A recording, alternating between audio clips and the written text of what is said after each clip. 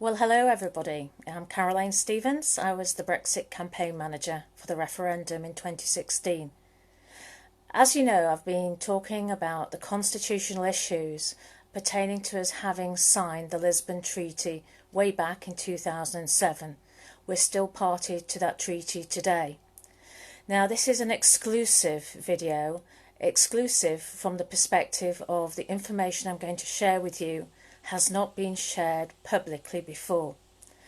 See, behind the scenes I've been working with a constitutional expert, been in communications with him about the Lisbon Treaty, and although he wishes to remain anonymous for the time being, he's now said we can release these letters that have been going backwards and forwards between himself, let's call him Mr. Q or Mr. X, and members of the House of Lords. Now, you see, for those of you who've watched a previous video, you'll know that from 2020, the Lisbon Treaty changes the voting mechanics, and we've got this qualified majority vote with no rights of veto, and that's in the EU Commission. So potentially we've now got 27 member potentate will, by majority, be able to govern Europe and potentially overrule the Crown. The effects of the Lisbon Treaty are entirely incompatible with our sovereignty here.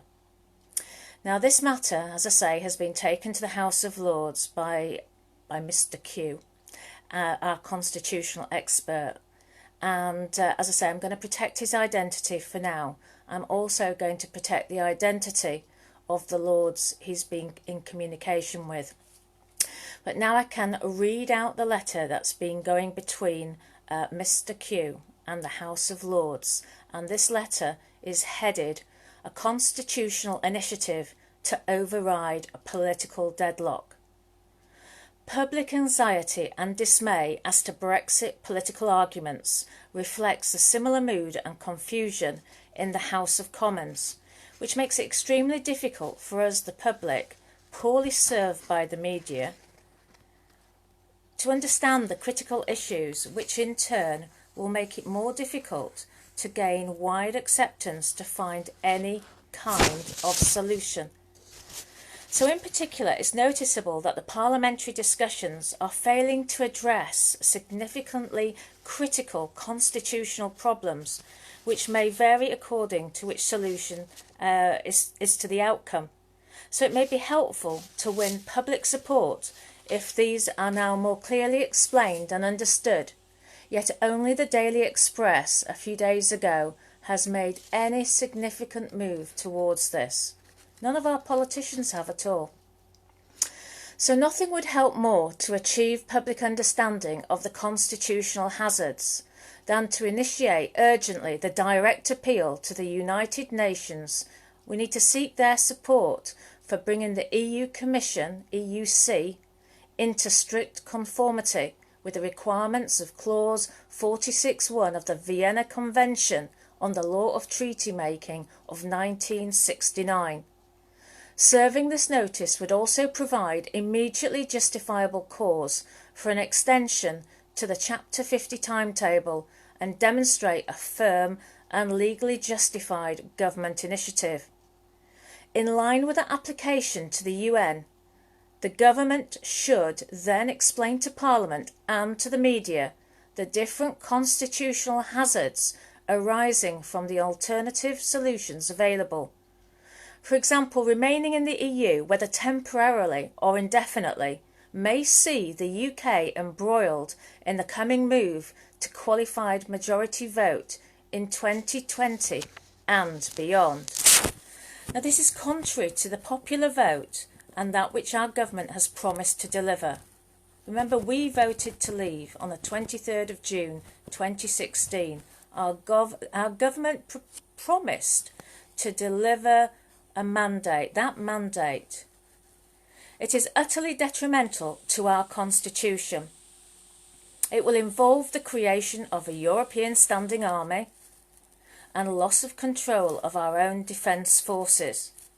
We've been warned of very significant consequent damage to our intelligence services.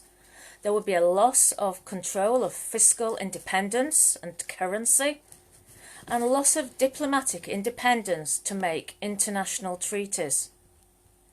Now, a full destruction of our constitutional autonomy and sovereign independence could, and most probably will, rapidly follow any arrangement that does not recover sovereignty which was originally breached in the Lisbon Treaty.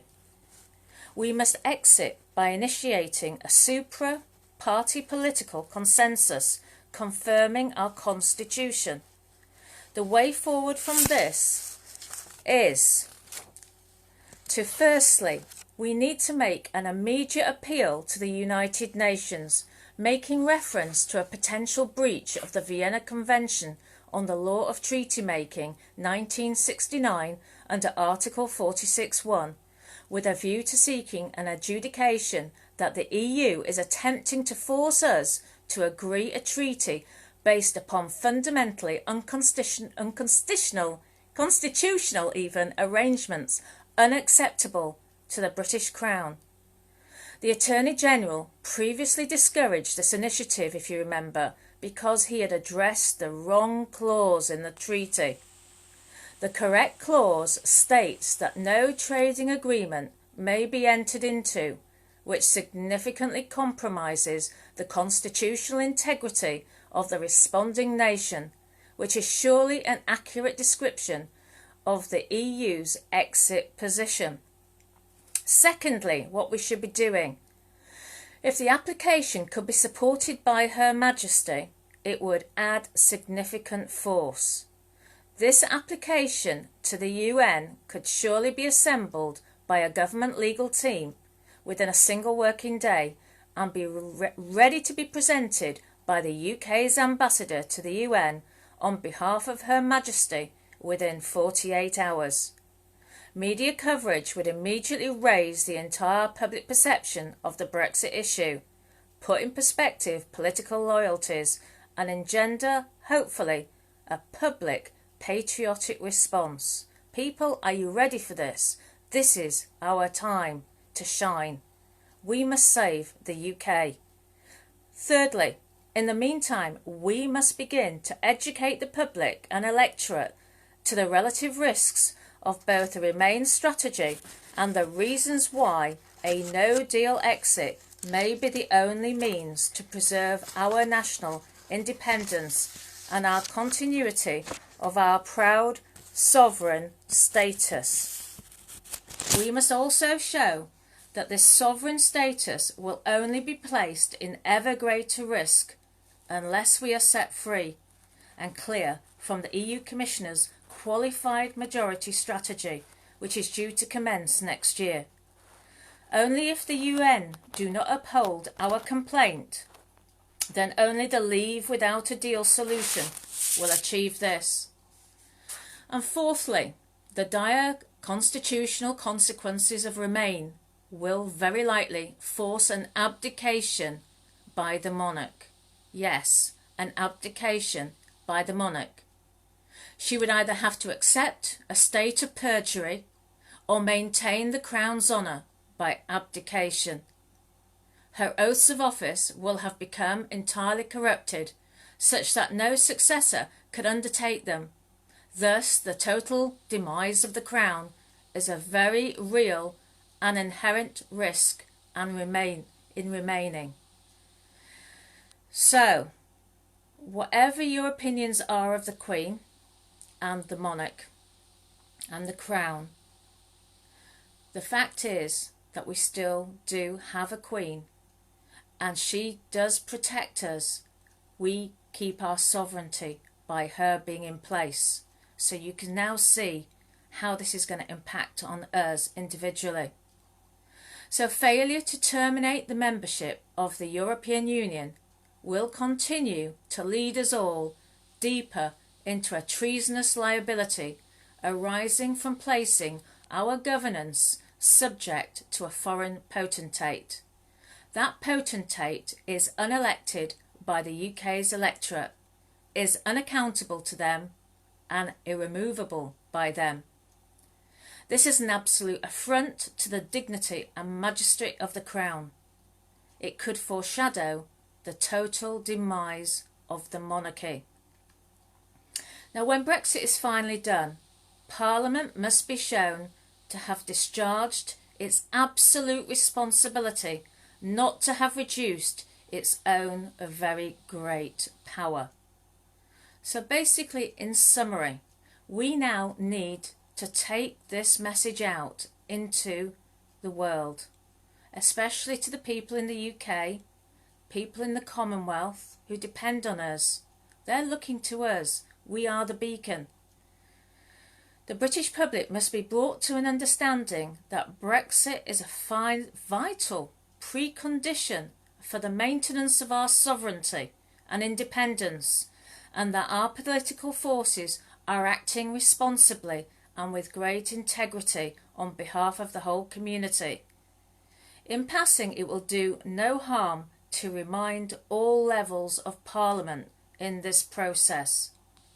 We potentially have a 10-day deadline on this. I know that Jacob Rees-Mogg has received copies of this correspondence. This is one of the letters which I've just added a few comments to, and there's also a second letter. If anybody would like the actual hard copies of those letters that they perhaps would like to take to their local MP, then perhaps you could contact me, drop me an email on sovereigntydemocracy@protonmail.com. It's an encrypted email system.